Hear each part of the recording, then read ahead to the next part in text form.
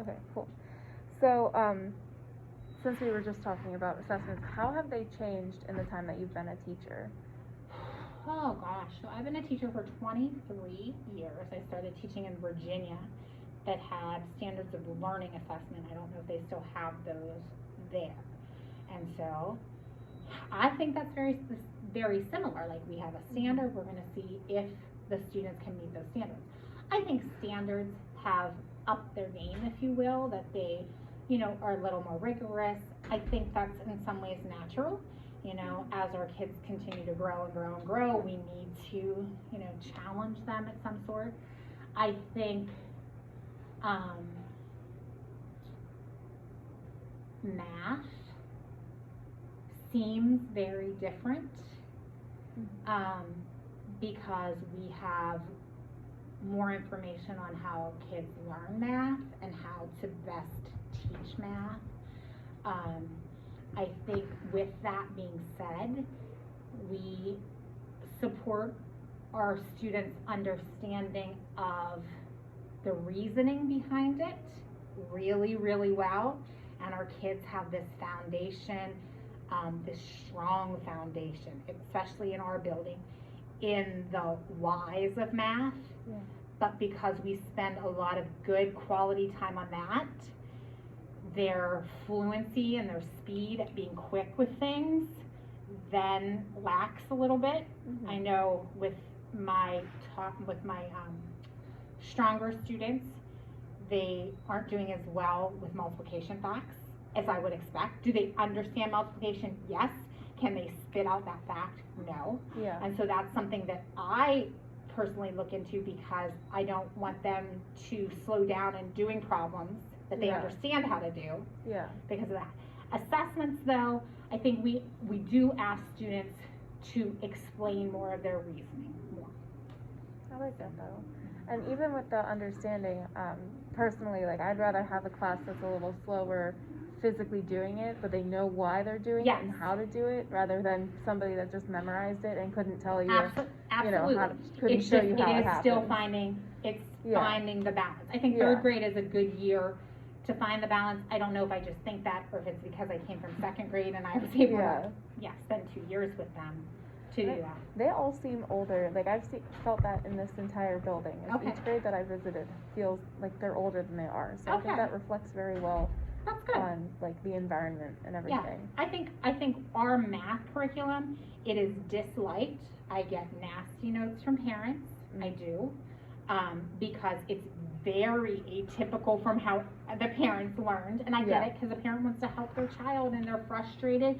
I get all of it, but I think our math program has a lot of positives to it. Yeah. It's not perfect because no program is. Yeah. And that's why we supplement. So. Awesome. Well, I also wanted to ask, I have like pre-written stuff, but I'm trying to think of exactly what I wanted to say. Oh, so since I'm assuming then that you teach a wide variety of ways to get to the same answer. I've seen on your work, how did you solve this, how did you solve that? So I kind of have a feeling I know what your answer is going to be, but when you are doing tests, do you generally let students pick their own, thought process to getting an answer, unless maybe if you were testing on a specific way to do it. Generally, like, unless I direct them, I want to see you do this with partial sums, the partial sums algorithm. They can choose whichever way is comfortable to them. There's pros and cons to that.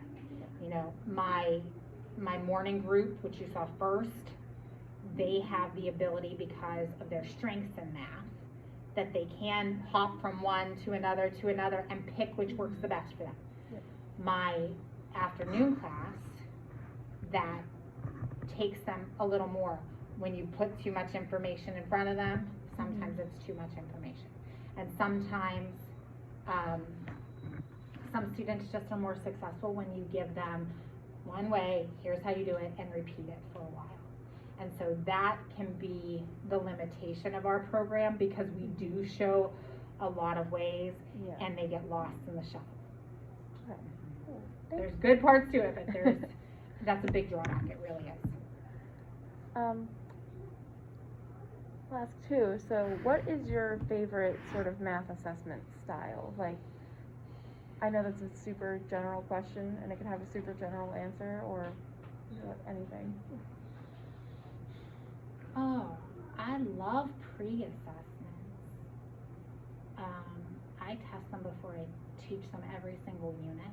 Mm-hmm. I give them like an alternate version of what the end of unit test is. Yeah. Because I want to know what their thinking is before I start teaching them. I think it helps me guide my instruction. It helps me put them in groups. I think there's so much to that. But on a day-to-day, give me, I think I have 3. Give me a slate and a marker. Mm-hmm. Let them write answers down. Let them talk to me. So that formative assessment when they're just doing that. I also really, really like teaching them some metacognition to assess themselves. I don't know if you saw it the last time we were in here where they had the 4, 3, 2, 1 on how they did with the success criteria. I didn't get to it today just because it's such a chopped up lesson, but at the end of every lesson I have them hold up fingers to tell me where they think they are with it. And at the beginning of the year, it's it's definitely a learning experience, but they get to, I say 4 is they could email Mrs. Richards and explain it to her because they all want to start out at a 4. I want to be a 4. Yeah. Well, sure, everybody does, but when I say, okay, then that means you can email Mrs. Richards, and that takes away, they can't write about it yet. Like, most of the time they can't, and that's okay. Yeah. And then we talk about, I want you to be between a 3 and a 2. But you don't have to be. Like, if you're a 1, it's okay, but that's when you need to let your teacher know. So it's that little self-assessment for them is really turning them into an advocate for themselves. Mm-hmm. They're not quite there yet, but we got to teach. I think you have to teach a child to do that. And the earlier you start, I very much agree. I think like self-reflection in every area of your life. Like that little success criteria, like they use that. Like I write that every day. Like, how do you know that you're successful today? Yeah. Like, can you do the scale bar graph? And if I would have more time, we would have talked about it, because I guarantee none of them would have known what I meant by scaled. They understand bar graph, but I didn't hit that well enough today. Yeah. And in the big scheme of things, that word wasn't that important, but my top group, I would have loved to see what they got out of it, because they heard the word scale a lot, so I would have loved if they could have picked that apart.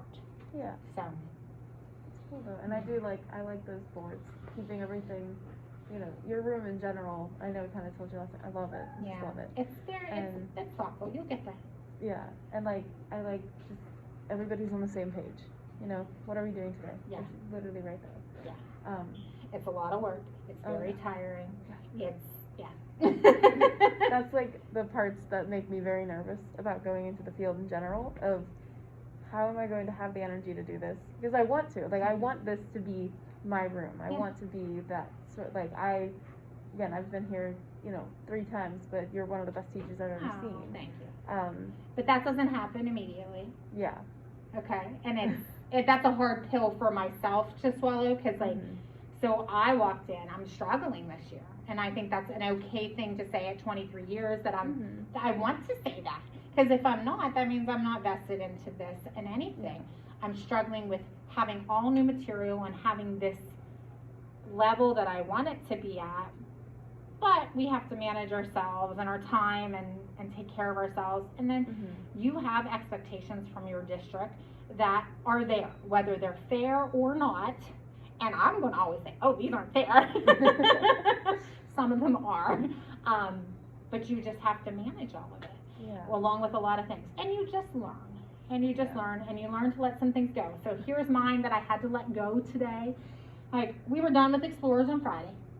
I needed to put up my new things. You see, I didn't do it yet. Are they all okay with it? Yes. And it's just, it's being kind to yourself. And that's a really good thing, because you would do that to anybody else. Yeah. So if those don't go, are there days that I don't get there? And does the kid always call me out? Sure. And then give the job to a student, or we didn't get to it today, and it's okay. It's just giving yourself the grace. Yeah. I have a hard time with that. A very hard time with that with myself. Yeah. I always have the very high expectations that I almost never reach. Yeah. And and You would never expect that of someone else. Yeah. Yeah. So. But I like that a lot too, because your mistakes allow thinking to happen. I saw that last time, and I'd like wrote it down in like big letters in this little notebook. I love it because so often, like, you know, you just feel beaten down, you know. And kids too. Like, so that came from, I mean, I looked that up, but that is the most important thing in the room, and it came from them. They know it. That's just very organic. They'll get a mistake, and I love it. They wrote like a little teacher appreciation thing about me last year. What does your teacher always say? And at least 5 of them wrote, I love that mistake. And I do say that. You said it last time I was here. I do say that to them because, like, that's really important. It's really important that they take the risk, that they make the mistake, that they know it's okay to make the mistake. It's okay for a lot of things because I'm tough. Like, they don't get away with stuff. Like, anybody in this building knows, like, I am strict. I have expectations. And anybody who walks in this room knows these kids love me. Like, maybe not 100% of the time. I don't love them 100% of the time. That's all good. But, like, it is what it is. And, like, it's not harping on anything. Nobody wants nagging, any of that.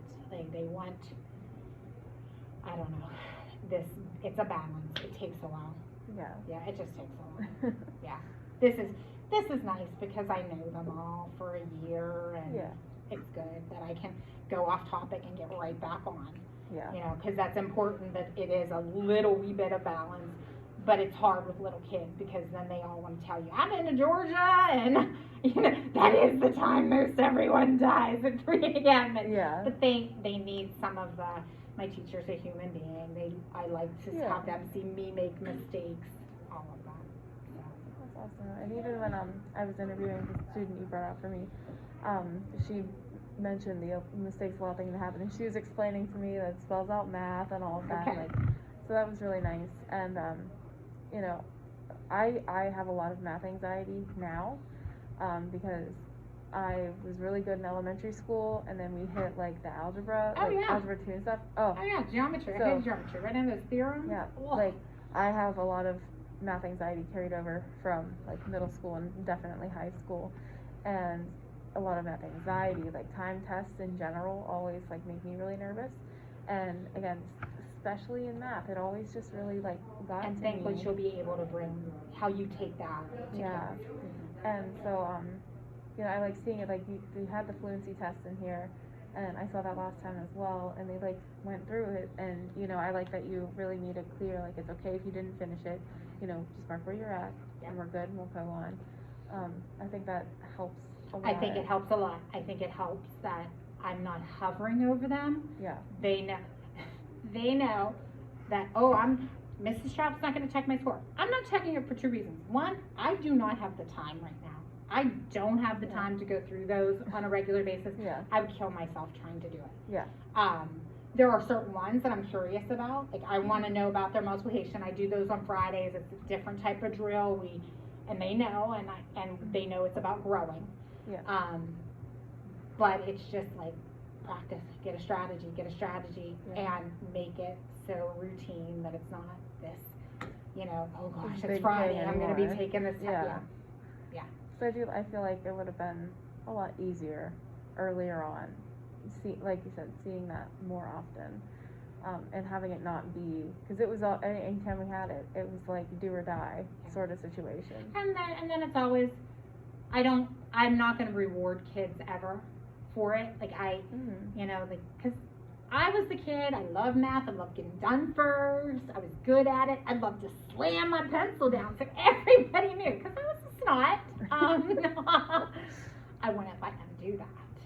You know, like, just keep moving, and I like them all to, just very good. You'll do that. You bring all those things, all of your good, bad experiences, you bring that to your classroom. Yeah.